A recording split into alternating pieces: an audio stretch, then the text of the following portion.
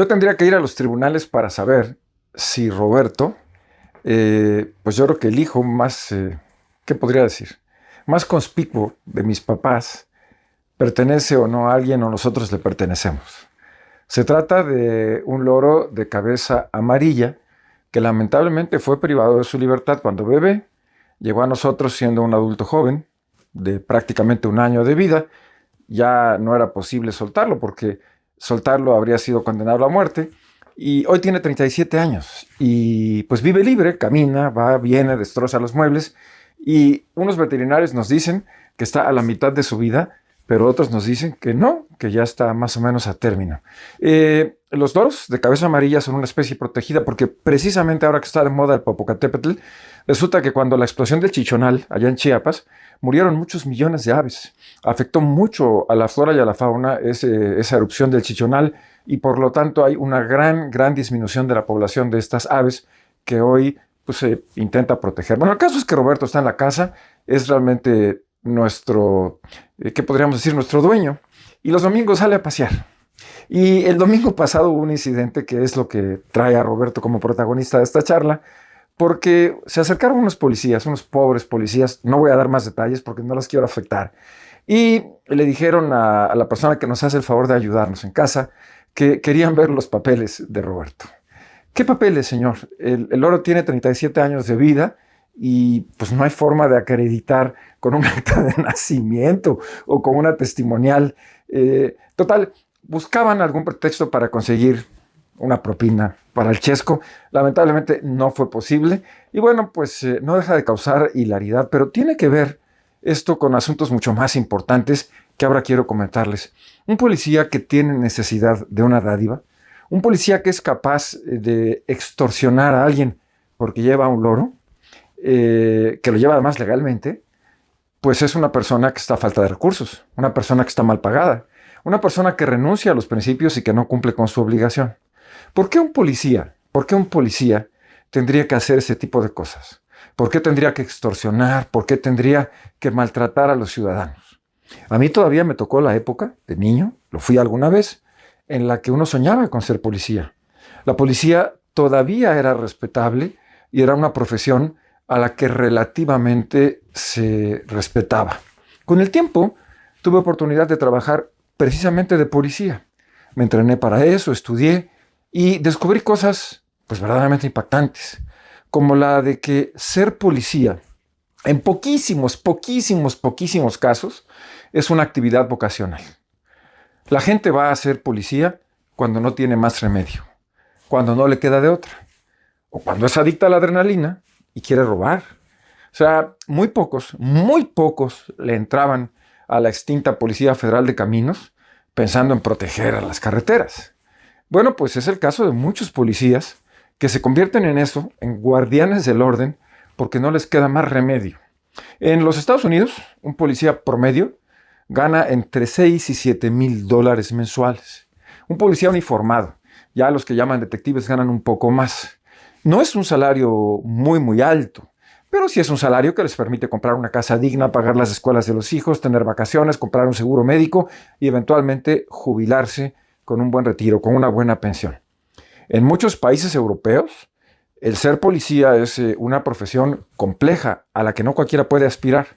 Y de manera particular, un caso que conozco y que vi en carne propia es el de los Carabineros en Chile.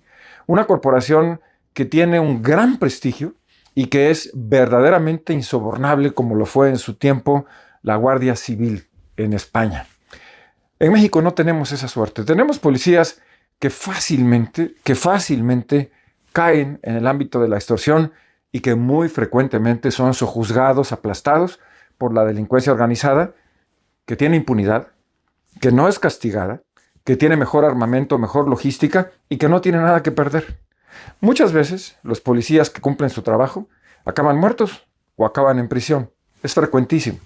Hay un dicho que voy a repetir porque es ilustrativo. Policía viejo, hazte p***. ¿Y por qué?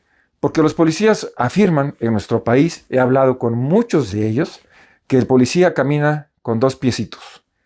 Uno en la tumba y el otro en la cárcel. Porque el límite que se establece en el abuso de autoridad es verdaderamente sutil. Y yo lo viví muchas veces. Cuando el policía está cumpliendo su deber, la gente lo agrede, le mienta a la madre y se pone del lado del presunto delincuente sin importar lo que haya hecho. Hay una propensión natural en este país a rechazar el trabajo de los policías. Un policía sabe que puede perder la vida en cualquier momento. Un policía sabe que puede ir a la prisión en cualquier momento. Y un policía sabe que no solamente gana muy poco, sino que es despreciado por la sociedad, que carece del respeto que se necesita. Lo primero para que el policía cumpla con su función de prevenir los delitos es que la sociedad le respete. Y aquí la cuestión es que no se respeta a los policías. Hay que ponerse en sus pies, ponerse en sus zapatos. Por ejemplo, muchos estudios demuestran que un delincuente con pistola en mano está listo para matar, para sacarla y para privar de la vida a otra persona. Ya sea porque va a un sicariato expresamente a matar, o porque se confronta con los adversarios, o porque ve a un policía y lo mata. Pero a un policía que no es un sociópata, que no es un delincuente, le cuesta una fracción de segundos tomar la decisión de disparar, porque no tiene mentalidad de asesino. El policía siempre está en desventaja. Y el tema del uso de la violencia legítima es de una complejidad impresionante. Cuando pedí la información técnica para saber en qué condiciones puede un policía usar la fuerza, me quedé impactado.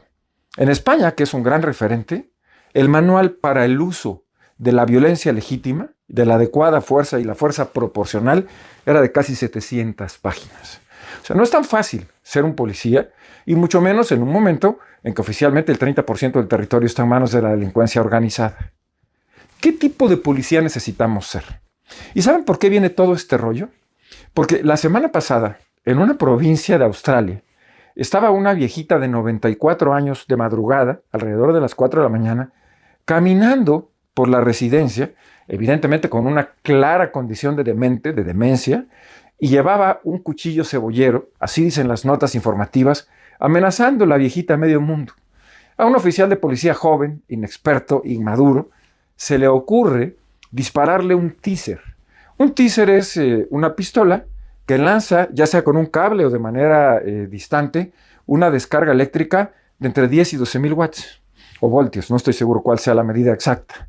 El caso es que a esta viejita de 94 años, el muchacho le avienta la descarga y la viejita se da un santo madrazo. Bueno, pues esta madrugada, una semana después, acaba de morir.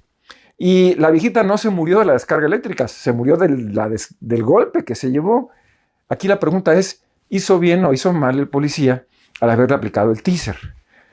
Cuando yo estaba en la policía nos trajeron esos equipos a vender y decidí no comprarlo porque al final puede ser letal. En Estados Unidos es de uso muy común, muy común.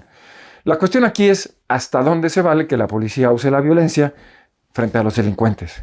¿Hay que tratarlos con abrazos? ¿Hay que tratarlos con balazos? Es un tema que yo no tengo resuelto.